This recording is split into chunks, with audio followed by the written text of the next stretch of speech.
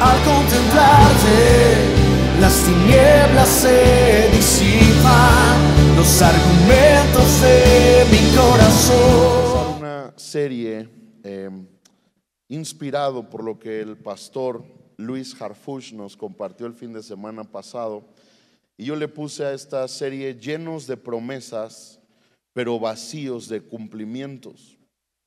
Y todos el fin de semana pasado recibimos promesas de parte de Dios. Y si tú lees tu Biblia, recibes promesas de Dios. Y si tú te conectas con Dios, realmente tú vas a recibir promesas de Dios. Y el reto entonces no es recibir promesas de Dios, porque las promesas de Dios son para todo su pueblo. Pero el reto entonces es que haya cumplimientos en las promesas de Dios. Porque Dios ya ha dado la promesa, ahora nosotros queremos que haya un cumplimiento.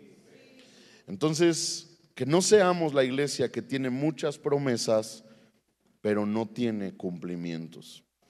Y quisiera empezar en Romanos capítulo 3, versículo 3, que dice: pues, ¿qué?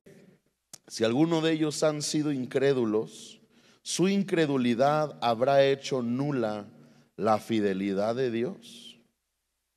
De ninguna manera, antes bien sea Dios veraz y todo hombre mentiroso. En otras palabras, Dios está diciendo en su palabra: su promesa es verdadera, porque Él es fiel y verdadero. Él siempre ha cumplido sus promesas y nunca dejará de cumplirlas. No estamos viviendo un evangelio que a ver si nos funciona. No estamos viviendo un evangelio experimental que a ver si en mi vida funciona.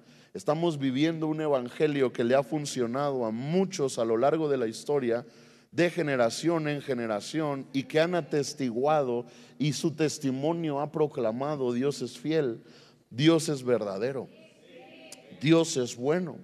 Y entonces, la razón entonces por la cual muchas veces las promesas no llegan a cumplirse en nuestra vida es por nuestra incredulidad, porque esto es lo que dice este pasaje: la incredulidad del hombre hace nula la fidelidad de Dios. Y dice: de ninguna manera, antes bien sea Dios veraz. Dios es veraz, Dios es verdadero y todo hombre mentiroso. Entonces, ¿cómo puedo yo no solo recibir las promesas de Dios, sino también ahora vivirlas? Entrar en un terreno de cumplimiento de las promesas que Dios ha hecho a mi vida. Y yo quiero hablarnos de una cosa que el pastor Luis nos habló, pero quiero profundizar en ella, que es indispensable para entrar al terreno de cumplimiento de las promesas de Dios. Y quiero hablar de la santidad. Santidad no es negociable si queremos ver promesas de Dios cumplidas. Quiero empezar hablándonos acerca de la consagración. Consagración es parte de la santidad, y quiero que entendamos qué es la consagración. Romanos 12, versículo 1 dice: por lo tanto, amados hermanos, les ruego que entreguen su cuerpo a Dios por todo lo que Él ha hecho a favor de ustedes, que sea un sacrificio vivo y santo, la clase de sacrificio que a Él le agrada. Esa es la verdadera forma de adorarlo. No imiten las conductas ni las costumbres de este mundo. Más bien dejen que Dios los transforme en personas nuevas al cambiarles la manera de pensar. Entonces aprenderán a conocer la voluntad de Dios para ustedes, la cual es buena, agradable y perfecta. No hay manera entonces de conocer la voluntad de Dios, que es buena, que es agradable y que es perfecta, si antes no tomamos la decisión de consagrarnos para Dios. Dice la palabra que ofrezcamos nuestros cuerpos como sacrificio vivo y santo para Dios. no imitando las conductas de este mundo, no imitando la manera de vivir, de comportarse, de responder de este mundo, sino al contrario, ofreciéndonos a Dios como sacrificio vivo. Consagración es ser apartado para Dios, es entender entonces que ya no se trata de mi vida, de mis deseos, de mis anhelos, de mi agenda, sino que ahora se trata de mi vida para Él. Ya no me pertenezco a mí. Entonces lo que yo pueda desear, lo que yo pueda querer pasa a segundo término porque ya no soy mío. Consagración es que ahora yo soy de Dios.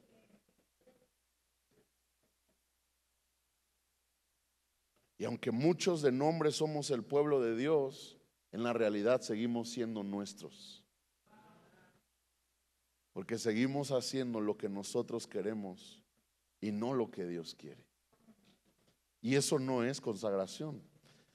Consagración, por el contrario, es entregarnos a Dios como Él quiere que nos entreguemos. El sacrificio en el Antiguo Testamento se refería a algo apartado para ser puesto en el altar. Y al poner algo, al ofrecer algo a Dios, era entendiendo que yo estaba entonces ya renunciando a mi derecho sobre eso. Uno de los sacrificios que se ofrecían es el holocausto, y holocausto quiere decir quemado por completo. Y algo quemado por completo ya no sirve para nada, porque ya se ofreció en su totalidad a Dios. Y la clase entonces, le acabamos de leer en Romanos, la clase de sacrificio que a Dios le agrada es cuando nosotros nos ofrecemos como sacrificio vivo y santo. O sea, Dios no quiere una parte de tu vida, Dios quiere toda tu vida en su totalidad. Y eso es consagración. El entender que ya no soy de mí mismo, ya no me pertenezco, ahora yo soy de Cristo, ahora yo vivo para agradar a Cristo. Y esto significa que entonces nos ponemos completamente en sus manos. Antes de consagrarnos, nuestra vida estaba dedicada a la búsqueda de nuestras propias metas, de nuestra satisfacción, pero cuando me consagro, ahora mi vida es para Él.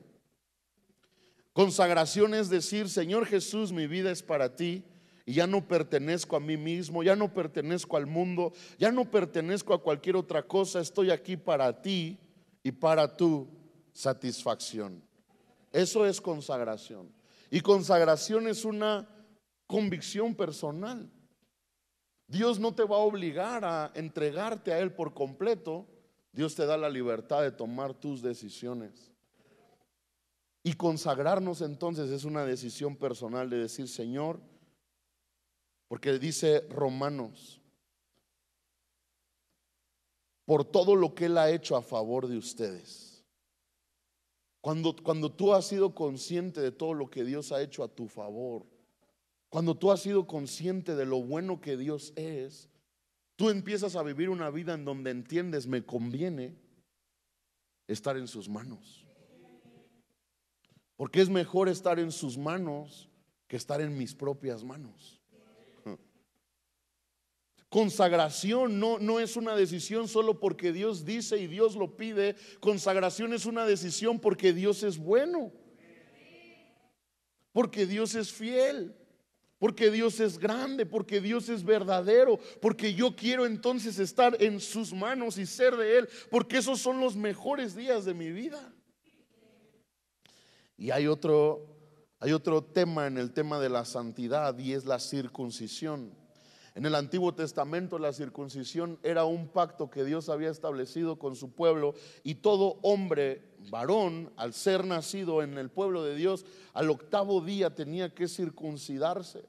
Y era tan radical la ordenanza de Dios que hubo algunos hombres como Moisés que no fueron circuncidados, sino que fueron circuncidados ya en su adultez. Moisés fue circuncidado y ya tenía hijos. Pero fue tan fuerte el celo de Dios en una ocasión que Dios le da la promesa y le dice: tú vas a ir y vas a liberar a mi pueblo. Y Moisés obedece y va en el camino, pero de pronto un día Dios está a punto de matarlo.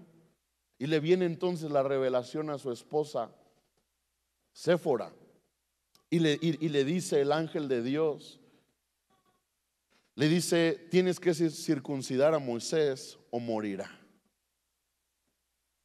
Y muchos decimos: pero ¿cómo es que Dios puede hacer eso con un hombre? Y esto es en esencia una revelación, porque entendemos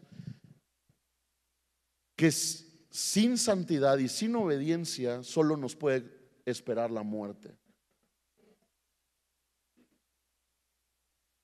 Yo no le exijo a mi hija que no coma todo el día chocolate porque la odio.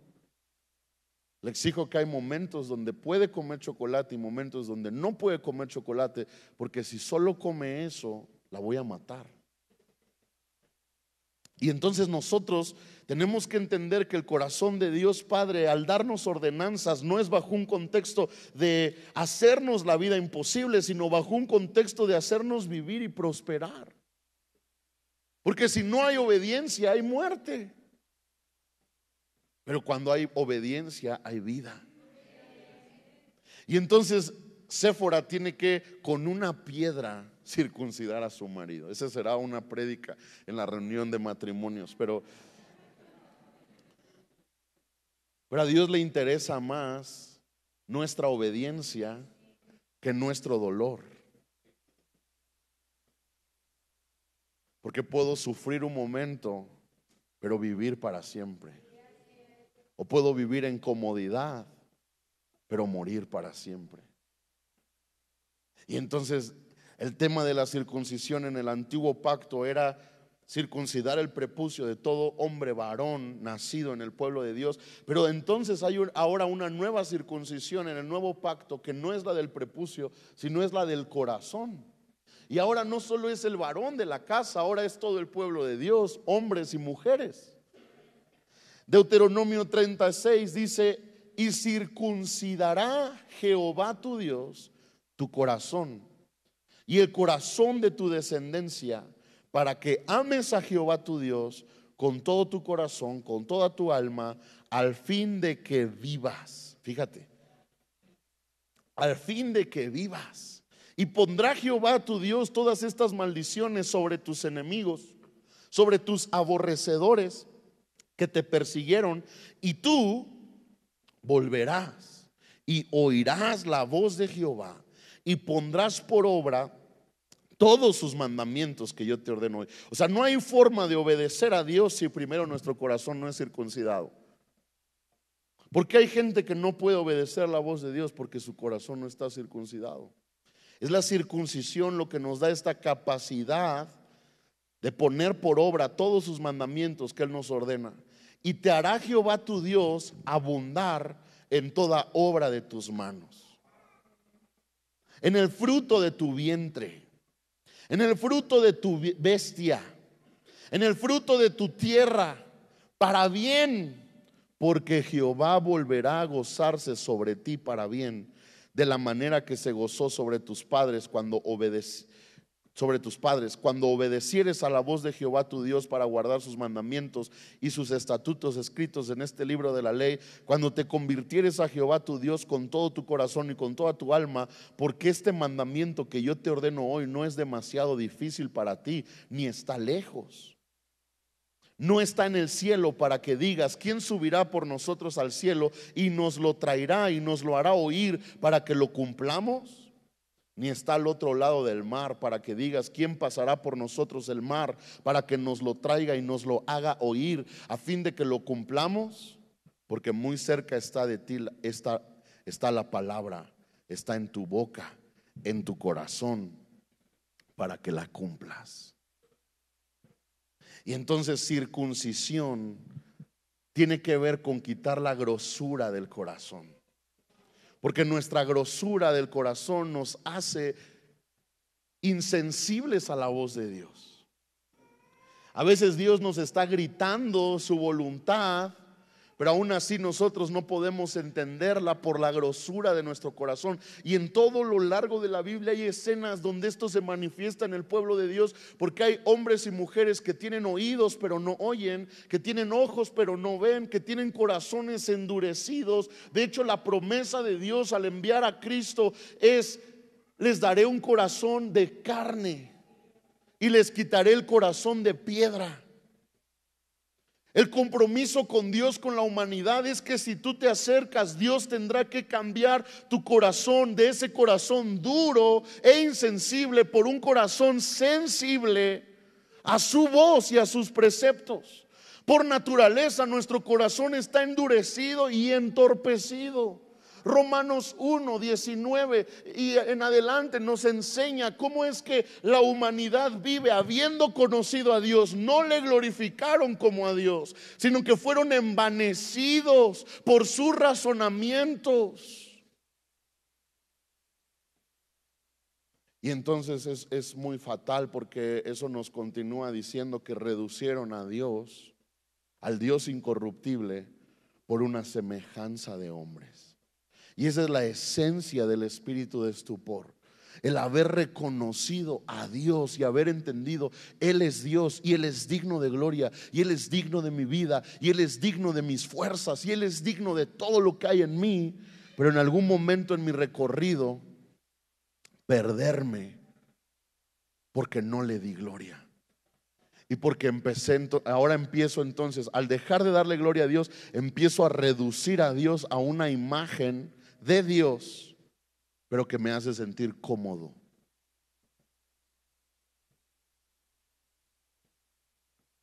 A diositos.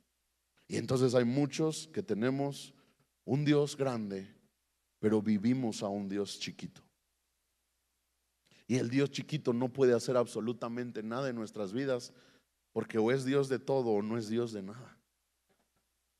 Y hay muchos cristianos frustrados, derrotados, miserables, mendigos, comiendo las migajas del Padre. Y es una contradicción su vida, porque lees este libro lleno de promesas para hijos, pero vives una vida de mendigo. ¿Por qué? Porque redujimos a Dios a nuestra imagen, a una forma en que no nos incomode el Dios de gloria. Una manera en que sea cómodo vivir a Dios a nuestra manera y no pase nada. Pero entonces Dios no puede manifestarse, y el gran problema es entonces que nuestros sentidos espirituales se apagan, porque tenemos ojos para oír, pero no, ojos para ver, pero no vemos, y oídos para oír, pero no oímos. Y Jesús, hablando de su generación, dijo que esa generación era una generación, dice: tocamos flauta y no bailaron, canciones tristes y no lloraron. Son insensibles a los tiempos del cielo. Y al ser insensible al tiempo del cielo, ¿cómo puedes entonces entrar a los cumplimientos de Dios para tu vida? Y entonces circuncisión es la gracia y misericordia de Dios que quita la grosura de mi corazón y que quita el estupor de mi vida, y me da la capacidad de ahora oír a Dios, de percibir a Dios y de obedecer a Dios. Eso es lo que hace la circuncisión. Pero es impresionante, porque la circuncisión de corazón no es algo que yo hago, es algo que solo Dios hace. Y si yo quiero ser circuncidado en mi corazón, lo único que yo tengo que hacer es ir a Dios, rendirme delante de Él y decir: Señor, te doy mi corazón. Porque la palabra dice: dame, hijo mío, tu corazón. Si hay algo que Dios pide de nosotros, es nuestro corazón. Nuestro corazón no está diseñado para ser entregado a una persona, o a una cosa, o a un trabajo, o a un lugar. Nuestro corazón está diseñado para ser entregado en las manos de Dios. Porque cuando mi corazón está en Dios, yo puedo amar a mi esposa como debo amarla. Puedo amar a mis hijos como debo amarlos. Puedo amar a mis enemigos como debo amarlos. Puedo amar como debo amar. Pero cuando yo entrego lo que es de Dios a alguien o a algo que no es Dios, lo que probablemente Dios me entregó se puede volver una maldición. Y es por eso que Dios le tiene que pedir a Abraham: dame tu hijo, tu único. Y es una incongruencia, porque decimos, a ver, Dios se lo da y ahora Dios se lo pide. ¿Qué onda? Porque a veces lo que Dios nos da, si no ocupa el lugar que debe tomar, se puede volver una maldición. Así sea un hijo, así sea una persona. Hay personas que Dios te dio, pero como no los pusiste en el lugar que les correspondía, son una maldición en tu vida, no una bendición. Aunque nosotros nos hacemos un lavado de cerebro, no, mi amorcito, tu amorcito es una maldición en tu vida. Porque el corazón está diseñado para estar en las manos de Dios. Dame, hijo mío, tu corazón. ¿Y por qué Dios quiere mi corazón? Porque Dios es el único que puede sanarlo. Desde que tú y yo nacimos en esta tierra, Satanás se ha encargado de corromper nuestro corazón. Sufrimos dolor desde que estamos en el vientre, sufrimos dolor desde que nacemos, experimentamos dolor en todas las áreas de nuestra vida, porque vivimos en un mundo en donde el príncipe es Satanás. Y Satanás se ha encargado de marcar nuestros corazones y de dañar nuestros corazones, porque muchas veces la grosura es precisamente dolor. Y el dolor nos impide conectarnos con Dios de manera real, total, genuina, sincera. Pero cuando yo le doy a Dios mi corazón, Dios se encarga de quitar el dolor de mi corazón. Cuando yo le doy a Dios mi corazón, Él se encarga de quitar el rechazo de mi corazón. Cuando yo le doy a Dios mi corazón, Él quita todo lo que se ha vuelto una cobertura gruesa que me ha impedido conectarme realmente con Dios. Y esa es la circuncisión. Lo que solo Dios puede hacer al quitar la grosura de mi vida, de mi corazón. Hay 3 puntos importantes acerca de la circuncisión. Número 1 es entender que a Dios le importa más la situación de mi corazón que cualquier otra cosa externa en mi vida. A Dios le importa más mi corazón que bendecirme. Pero si mi corazón está sano y correcto, Dios me puede bendecir. Dios saca a David de ser pastor de ovejas y lo pone a ser ahora el príncipe de su pueblo, y la razón es su corazón.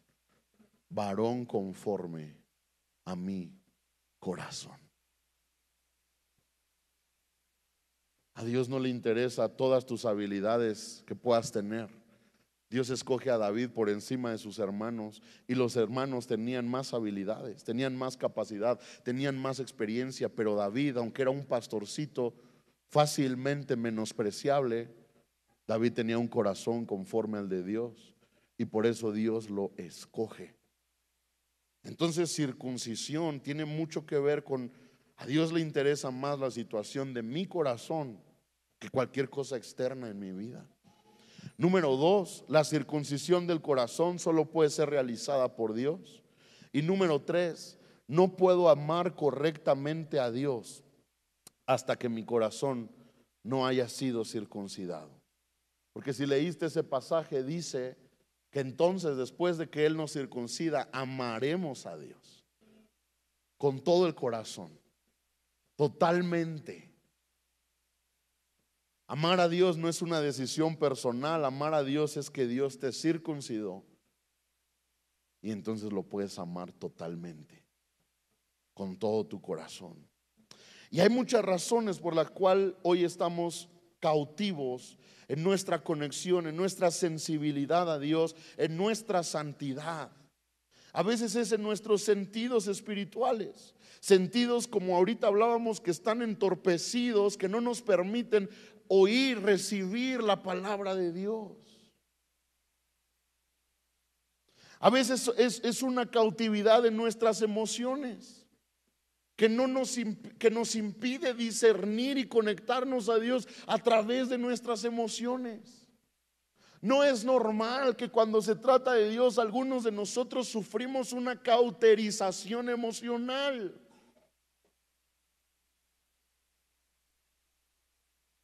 No es normal que te ponga el partido del mundial y te llenes de emociones. Y no es normal que vengas a la iglesia y de pronto todas tus emociones son cauterizadas. Estás atrapado. Porque hay un enemigo que está comprometido con no permitirte disfrutar a Dios en plenitud. Hay personas que están cautivadas en su cuerpo. Están cautivadas con experiencias en el cuerpo. Están cautivadas con cosas en su cuerpo que de manera ya, ¿cómo se dice? De manera de cuerpo, de anatomía, lo haces. Hay una necesidad en tu cuerpo. ¿Sí me explico? Hay ya una rutina, ya una marca en tu cuerpo que te mantiene atrapado a cosas. Son necesidades de tu cuerpo. Y a veces nos justificamos diciendo: es que no soy yo, es mi cuerpo. Mi cuerpo lo necesita. Pero necesitamos ser libres en nuestro cuerpo. A veces hay una cautividad en nuestro espíritu que nos tiene bloqueados en el espíritu. La Biblia enseña que el carnal no puede percibir lo que es espiritual, porque lo espiritual se percibe de manera espiritual. No es normal que vengamos a la iglesia y no entendamos nada. No es normal que abramos este libro y no entendamos nada. Estamos cautivos en el espíritu, porque el espiritual percibe lo que es espiritual. El carnal percibe lo carnal. Necesitamos una libertad en el espíritu. Necesitamos algunos nacer de nuevo y otros necesitamos una libertad que no hemos experimentado en nuestro espíritu. Que en algún momento algo nos cauterizó, algo nos hechizó, algo nos limitó, algo nos detuvo. No es normal cuando algo va creciendo, creciendo, creciendo, pero de repente algo lo detiene y deja de crecer. No es normal. Algo nos tuvo que detener. Y Gálatas 3:1 dice: Gálatas insensatos, ¿quién los fascinó para no obedecer a la verdad? Otras versiones dice: ¿quién los hechizó? La palabra fascinación es que estoy tan cautivo por algo que no puedo ver otra cosa. Estoy fascinado. Mi botellita de agua, ay, tan bonita, tan linda. Ay, mi botellita. Y a lo mejor alguien quiere matarme, pero yo solo estoy fascinado con esto. Mi botellita. Y a lo mejor Dios me está queriendo llevar al cumplimiento de una promesa, pero yo solo estoy viendo esto. Mi botellita. Mi botellita, que es lo mismo que le pasó a Esaú. Cambió todo por un plato de lentejas. Y aunque nos sorprende la historia, eso sigue sucediendo el día de hoy. Hombres y mujeres capaces de cambiar todo por nada. ¿Por qué? Están fascinados. Algo les robó su atención. Y Pablo le dice a esa gente: ¿quién los hechizó? Gálatas insensatos, ¿qué los fascinó para no obedecer a la verdad? ¿Qué sucede con la fascinación? Dejamos de obedecer a la verdad. Y dice: a vosotros, ante cuyos ojos Jesucristo fue ya presentado claramente entre vosotros como crucificado. Y esto es lo más fuerte, porque el problema no es que nunca vimos a Jesús. El problema es que vimos a Jesús, pero algo nos fascinó. Porque el que nunca ha visto a Jesús, pues todavía ni nace de nuevo. Y debe empezar por nacer de nuevo. El que nunca ha visto a Jesús no es que está hechizado y fascinado, es que no ha nacido de la muerte a la vida. Pero el problema es cuando yo ya vi a Jesús y en algún momento de mi vida yo ya experimenté a Jesús y yo ya me encontré con Jesús y yo ya nací de nuevo y mis ojos fueron abiertos y yo ya comprendí que mi vida no tiene sentido si no es con Jesús. Pero ahora en ese recorrido es que el enemigo viene a cerrar y a cauterizar mis ojos y mis sentidos para que no obedezca la verdad, para que no permanezca en la verdad. Y entonces, aunque nací de nuevo, algo me tiene fascinado y hechizado, y aunque hay muchas promesas que caen en mi vida, hay muchas cosas que no se cumplen y no suceden porque estoy en un terreno en donde no hay cumplimiento y estoy lleno de promesas pero sin cumplimiento. Y algunos nos lavamos el cerebro haciéndonos pensar: no, mira, al pueblo de Israel le tomó 40 años. Tranquilo, te tomarán 40 años, pero tu bendición vendrá. Amén. Pinky promise. Cruza los dedos. Vendrá tu bendición. La bendición llegará. Mentira. ¿Sabes tú que el deseo de Dios para el pueblo de Israel era que saliera de Egipto y en cuestión de días ellos llegaran a la promesa? Días. Pero ¿cuánto les tomó llegar a la promesa? 40 años. ¿Por qué? ¿Era el plan de Dios 40 años? No, Señor.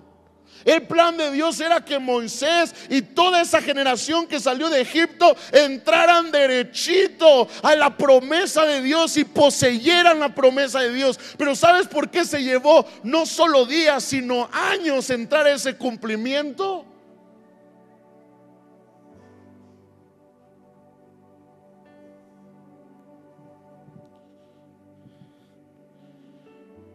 Porque sus sentidos fueron cauterizados y no pudieron obedecer a la verdad.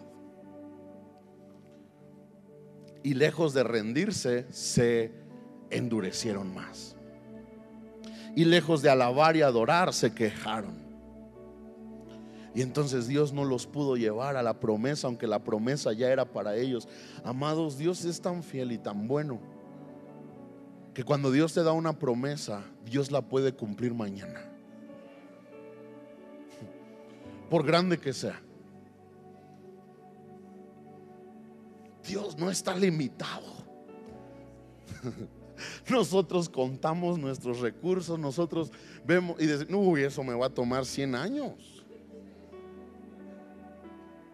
Pero cuando Dios da una promesa, Dios la puede cumplir en el mismo día. Dios la puede cumplir al otro día. En una ocasión estaba Eliseo, el profeta, hombre de Dios, y mandan por él porque están sitiados el pueblo de Israel, y todo en el pueblo de Dios ha subido de precio. Una cabeza de asno costaba lo mismo que costó la vida de Cristo. Costaba muchísimo. Todo era carísimo. Porque estaban sitiados, porque no había agua, no había comida. Se estaban empezando a comer a sus hijos. A veces ni entendemos ese nivel de crisis, pero es real. Pero entonces van con el profeta y el profeta les dice: el día de mañana todo volverá a su normalidad. Y todos dicen: eso es imposible. Y un hombre ahí se levanta y dice: pues pase lo que pase, es imposible que el día de mañana la cabeza de un asno vuelva a su precio habitual. Y entonces el profeta de Dios se enoja y le dice: ok, como no lo crees, no lo verás.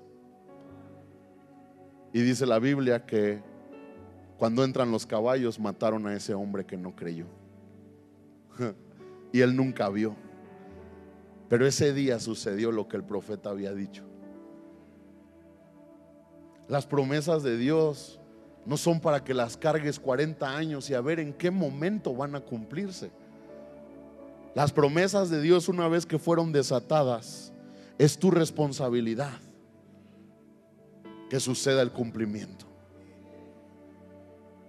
¿Qué clase de terreno soy para las promesas de Dios. Si caen promesas de Dios, ¿van a germinar? ¿O las voy a acumular y guardar a ver si en 40 años se llegan a cumplir?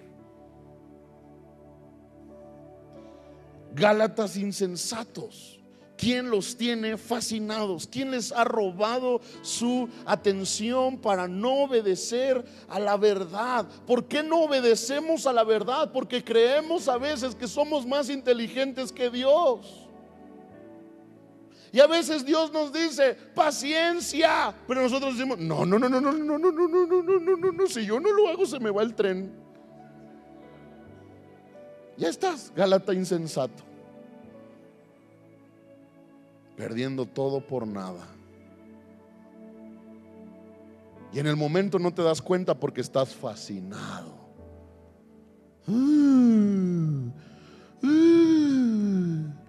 Mi botellita. Y no sabías que Dios en un momento más no te iba a dar una botellita, te iba a dar un manantial.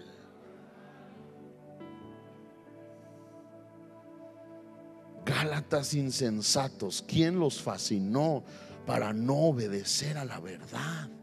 El que no obedece es porque no confía. El que no obedece es porque no ha entendido que Dios es fiel.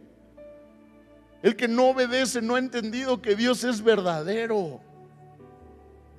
Y entonces Dios nos hace un llamado a la santidad. Josué 3:5 dice: y Josué dijo al pueblo: santifíquense, porque Jehová hará mañana maravillas entre ustedes.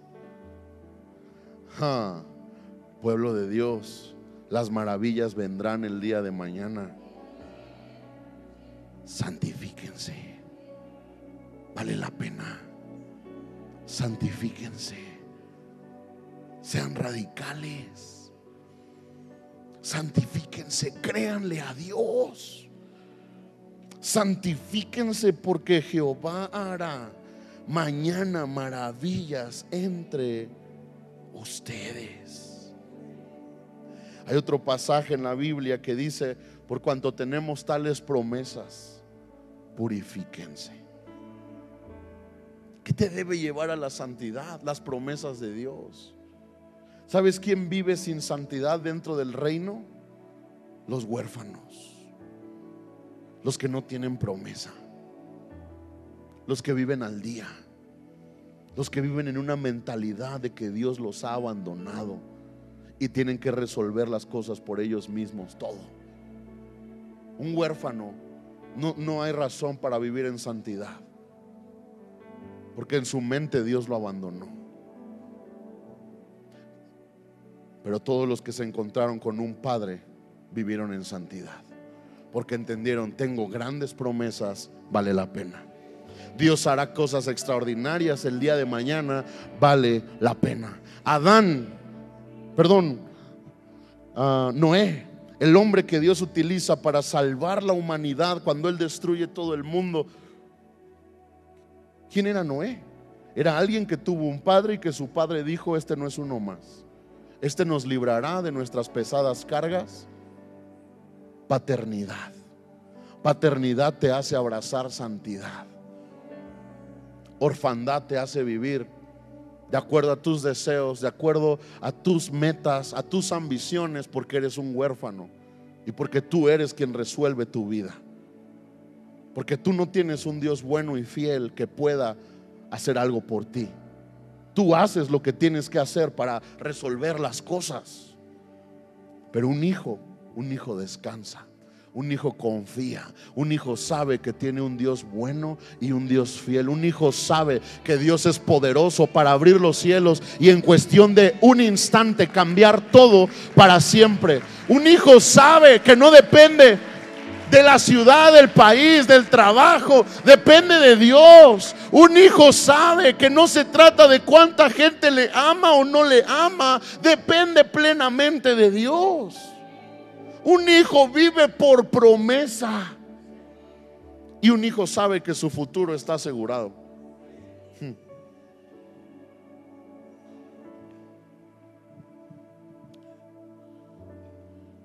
Salmo 24:3 nos enseña Otro nivel de santidad. Dice: ¿quién subirá al monte de Jehová? ¿Y quién estará en su lugar santo? El limpio de manos y puro de corazón. En primer lugar, debo entender que la comunión con el Señor está reservada para aquel que ha limpiado sus manos y ha purificado su corazón.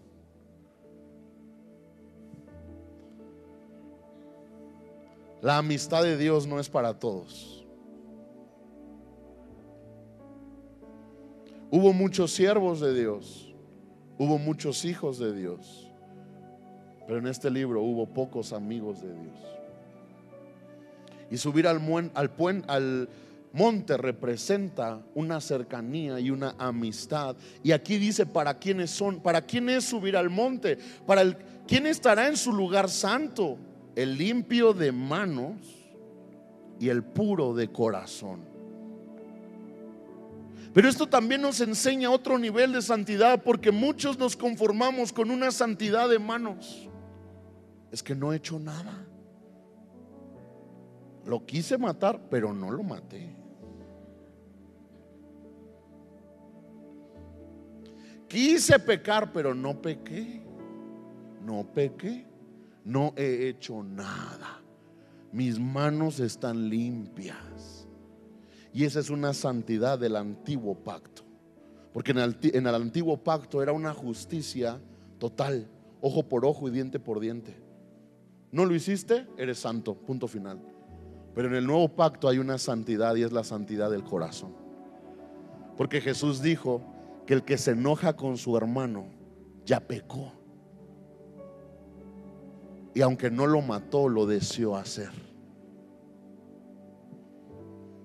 Y Jesús dijo que no solo adulterio es acostarse con alguien que no es tu esposo o tu esposa, sino que ahora adulterio es desear a alguien que no es tu esposo o tu esposa. Y entonces no la complico. Porque antes santidad solo era un tema de manos, de acciones. No lo hice y ya. Pero ahora santidad subió a un nuevo nivel, y es el nivel de los pensamientos y los deseos. Y muchos decimos: es que no he hecho nada. No entiendo por qué Dios no me bendice. La pregunta es: ¿cómo está tu santidad? ¿Cómo está tu santidad en tus pensamientos y en tu corazón? Porque Dios no solo quiere limpieza de manos, Él quiere pureza de corazón. Ese es un nivel de santidad que me ha enseñado mi amigo el doctor Renato, porque él me ha dicho: amigo, Dios conoce nuestros pensamientos y Dios conoce nuestros deseos, y Él es digno de que purifiquemos nuestros pensamientos. Él es digno de que purifiquemos nuestros deseos, porque Él los conoce y Él quiere ese nivel de santidad. El que no ha elevado su alma a cosas vanas, ni jurado con engaño, él recibirá bendición de Jehová. Por donde quieras verlo, santidad es el vehículo a una promesa. El que se santifica, el que se purifica, recibirá bendición de Jehová y justicia del Dios de salvación. Tal es la generación de los que le buscan, de los que buscan tu rostro, oh Dios de Jacob. Primera de Pedro 1:16, porque escrito está: sean santos porque yo soy santo. Dios nunca nos va a pedir algo que Él no es o hace. ¿Por qué Dios nos pide ser apasionados para alabarlo y adorarlo? Porque Él es apasionado. ¿Por qué Dios nos pide orar? Porque Jesús oró. Todo lo que practicamos, todo lo que hacemos, ¿por qué Dios nos pide obediencia? Porque Jesús fue obediente. Por lo que padeció, dice la Biblia, aprendió la obediencia.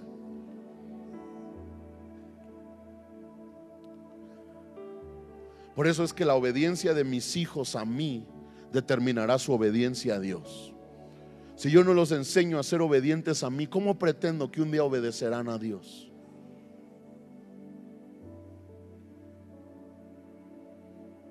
Pero a veces hemos levantado monstruitos y monstruotes que no nos saben obedecer porque nunca les enseñamos.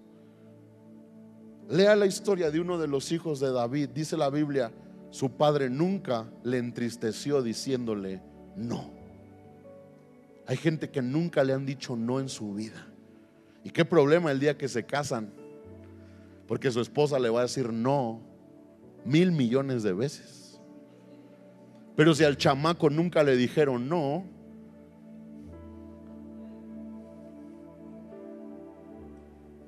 ¿y qué problema es cuando se enfrenta con un gobierno que le dice no, una policía que le dice no, un jefe que le dice no, pastores que les dicen no?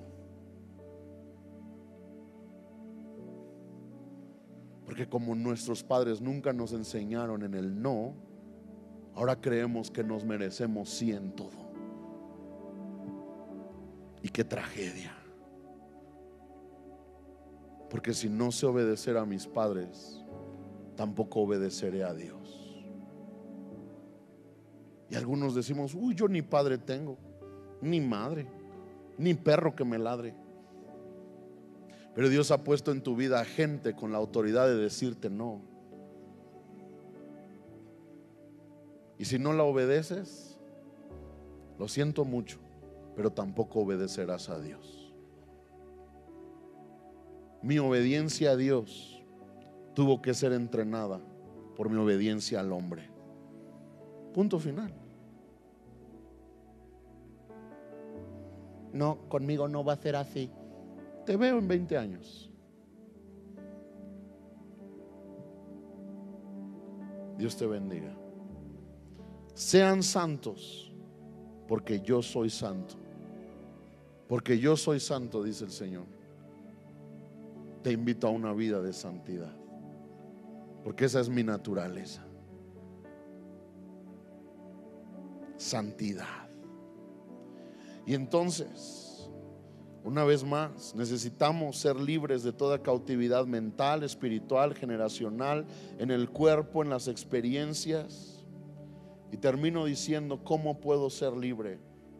Número 1, permanece en la palabra. Juan 8:31 dice: si ustedes permaneciereis en mí, en mi palabra, seréis verdaderamente mis discípulos y conoceréis la verdad, y la verdad os hará libres.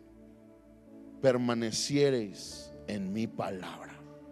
No solo es leer la Biblia una temporada, no solo es leer la Biblia un momento o conocer lo que dice la Biblia, es permanecer en la Biblia.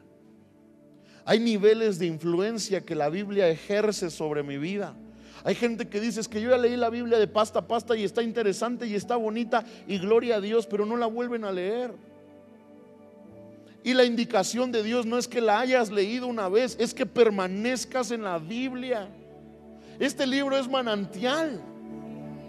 Aunque Dios te habló algo en el Génesis, si lo vuelves a leer, Dios te va a hablar otra cosa.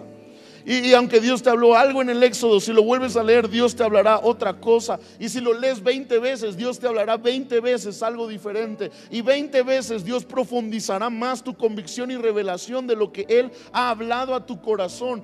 Dios no nos invita a conocer la Biblia y a habitar en temporadas en la Biblia. Dios nos invita a permanecer en la Biblia. Pero es que esta temporada es difícil, es diciembre, nos distraemos. Pues la ordenanza es permanece. Permanece. Permanece en mi palabra. Serás verdaderamente mis discípulos y conocerás la verdad, y la verdad te hará libre. Y hay niveles de influencia de la palabra de Dios sobre nosotros. Empieza, número 1, en nuestra cabeza. Cuando yo empiezo a leer la Biblia, la palabra de Dios empieza a penetrar mi cabeza, mis pensamientos.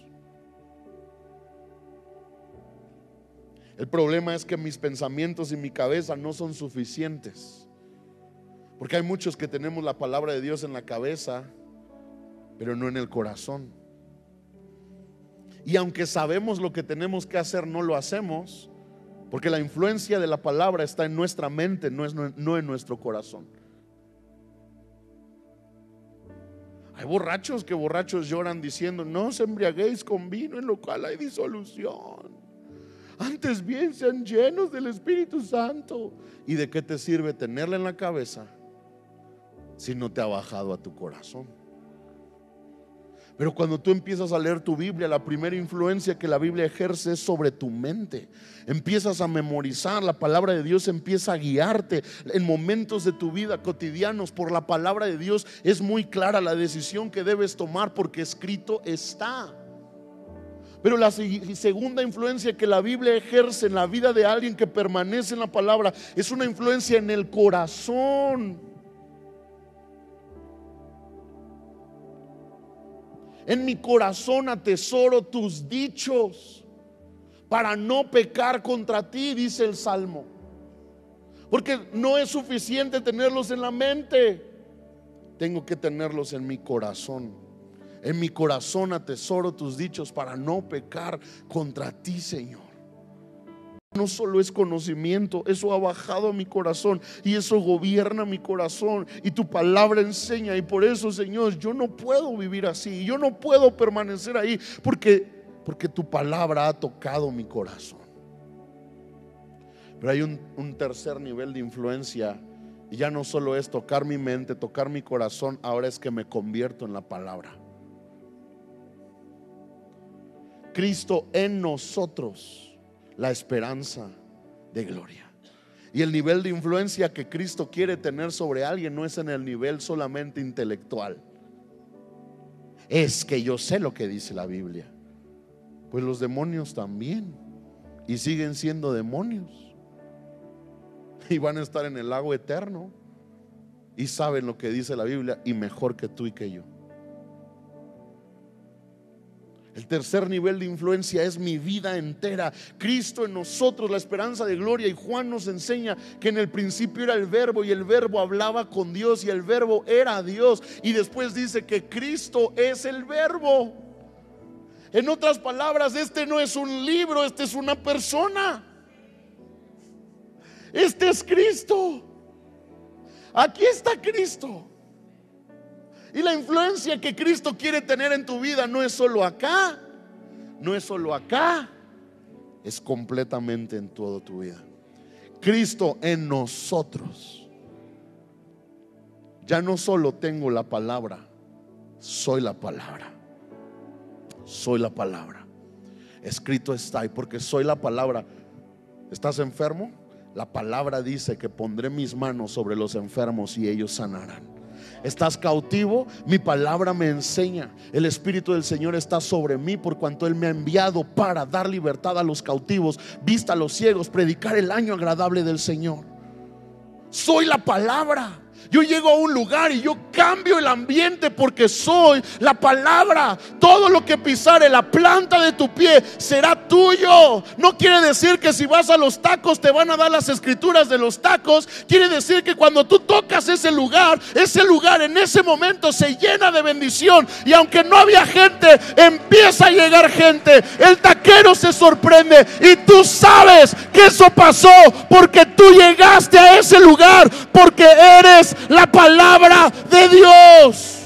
No es normal que gente te cuenta sus problemas. Es porque el Espíritu los atrae a ti, porque tú tienes una respuesta. La respuesta es Jesucristo. No podemos quedarnos en el nivel de que esto afectó solamente mi mente y solamente mi corazón. Dios quiere que seamos la palabra. Soy la palabra. Soy la palabra de Dios. Número 2, si queremos libertad, necesitamos permanecer en su presencia. Juan 8:36. Así que si el Hijo os libertare, seréis verdaderamente libres. Pero amados, que el Hijo nos liberte está condicionado. Y te voy a refrescar un poquito el contexto bíblico del Hijo. El Hijo tuvo multitud de seguidores. En una ocasión, al alimentar a 5,000 hombres, nos da la Biblia por intuición que eran 5,000 hombres, por lo tanto tenía que haber 5,000, y 5 más 5 son. Y en la cultura judía, cuando Dios dice multiplíquense, en el original se refiere a mínimo 3. Si yo tuve un hijo, no me multipliqué, pero esa es otra prédica. Si tuve 2, no me multipliqué, pero esa es otra prédica. Multiplíquense es mínimo. Si te fijas, la mayoría de argumentos para no tener 3 están muy caros. Están muy caros. Pero entonces, ¿cómo chihuahualeas el pueblo de Dios que andan en la Riviera Maya con 9, 10, 15? Y ahí se suben a aviones los 9, los 15, y nosotros acá contando moneditas para pagar la combi con 1. Ahora, algunos lo pueden tomar como ofensa, pero mi intención no es ofenderte, es retarte, porque tienes el mismo Dios que ellos. Y entonces, algunos ya los perdí ahí, los ofendí. I'm sorry, pero la palabra de Dios a veces nos ofende. Pero fieles son las heridas del que ama. Y entonces son 10,000, porque son 5,000 hombres, 5,000 mujeres. Y si mínimo esos matrimonios tienen 3 hijos cada uno, mínimo, ¿cuántos son de puros hijos? 15,000 más 10,000, 25,000 personas. Y en ese momento Jesús dice: aliméntenlos.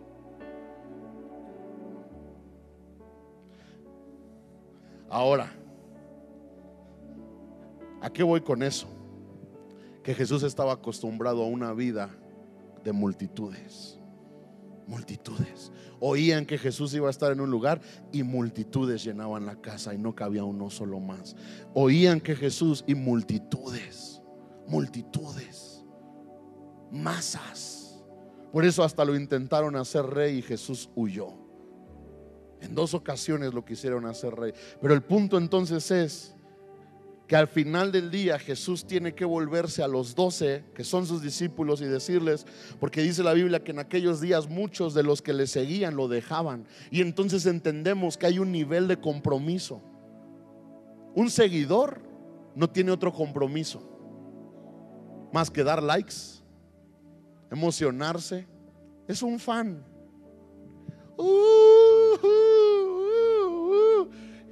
Jesus, Jesus, Jesus. Pero tarde o temprano se acaba la emoción.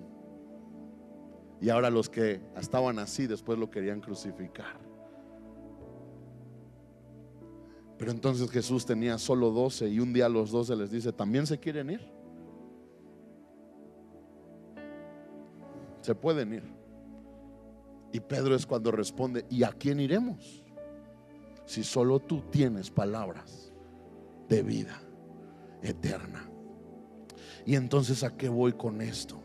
Que muchas multitudes oyeron y fueron influenciadas, pero pocos fueron realmente tocados.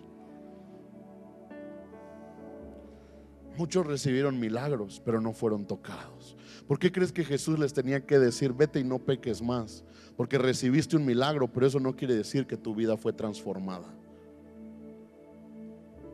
Y muchos reciben milagros, y muchos son fans, y muchos son seguidores de Cristo, pero hay pocos los que son discípulos de Cristo. Y este pasaje dice: si el Hijo os libertare, seréis verdaderamente libres. Esa libertad que Él quiere darnos no es una libertad para el nivel de fans, no es una libertad para el nivel de seguidores, es una libertad para los discípulos que permanecen en Él, que habitan en Él, que lo aman a Él, que están comprometidos con Él. Y entonces Él les da esa libertad total. Si el Hijo os libertares, seréis verdaderamente libres. No una libertad de una temporada, no una libertad de unos años, una libertad total. Y número 3 y último, rendición de cuentas. Proverbios 28:13. El que encubre sus pecados no prosperará, mas el que los confiesa y se aparta alcanzará misericordia. Es más valiente el que antes de pecar se humilla reconociendo aquello con lo que está luchando. A veces es vergonzoso, porque tenemos que ser vulnerables y porque alguien más se va a enterar de nuestra lucha. Pero creo que siempre es más valiente quien expone su lucha a quien es descubierto. Porque cuando eres descubierto, pues aún alcanzarás misericordia, pero no es lo mismo que fuiste descubierto a que confesaste tu pecado. Yo no quiero esperar a ser descubierto, y ese es un principio eterno, amados. Algunos decimos, para que me descubran a mí. Pero la Biblia dice que no hay nada oculto que no haya de ser manifiesto. La Biblia dice que lo que se hace en la alcoba se gritará en las azoteas. Es un principio. Algunos vivimos ocultando bien acciones, pero un día Dios las va a sacar y todos van a saberlas. Por eso es más valiente, antes de que esas cosas salgan y antes aún de que yo las haga o practique, yo debo decir, ayúdenme, estoy luchando, ayúdenme, tengo una lucha, ayúdenme. En la multitud de consejeros está la sabiduría.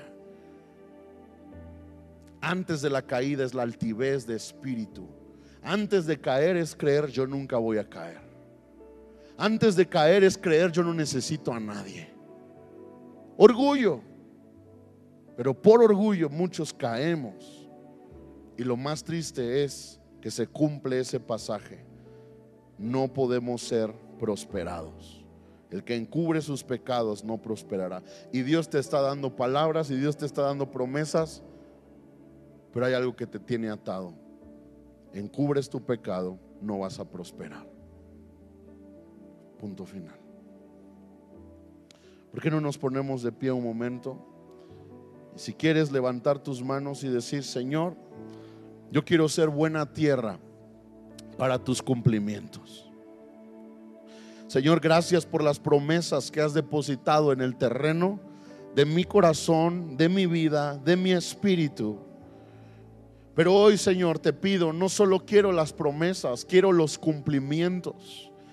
Ayúdame, porque tú eres el ayudador, a preparar mi terreno, a preparar mi vida para el cumplimiento de cada una de estas promesas. Señor, yo no quiero ser el pueblo de Israel que le tomó 40 años llegar a la promesa. Yo quiero ser un pueblo que llega a la promesa inmediatamente. Un pueblo que llega a la promesa sin retardos. Porque eres fiel y verdadero, Señor. Porque tú puedes cumplir las promesas en un instante. Y a veces somos nosotros los que retardamos el cumplimiento de las promesas. Pero hoy estamos entendiendo una de las claves para vivir el cumplimiento, y es la santidad. Señor, hoy nos consagramos, dice Romanos, ofrezcan sus cuerpos como sacrificio vivo, santo y agradable. Ofrece tu cuerpo. Dile al Señor, aquí estoy. Señor, no soy mío. Ya no vivo yo, mas vive Cristo en mí. Ya no se trata de mi agenda personal. Ya no se trata de mis deseos personales. Ya no se trata de mis ambiciones, de mis posibilidades. Ahora se trata de que soy tuyo, te pertenezco y te quiero agradar. Porque hoy entiendo, Señor, que tú eres bueno. Hoy entiendo que tú has hecho cosas extraordinarias a mi favor. Hoy entiendo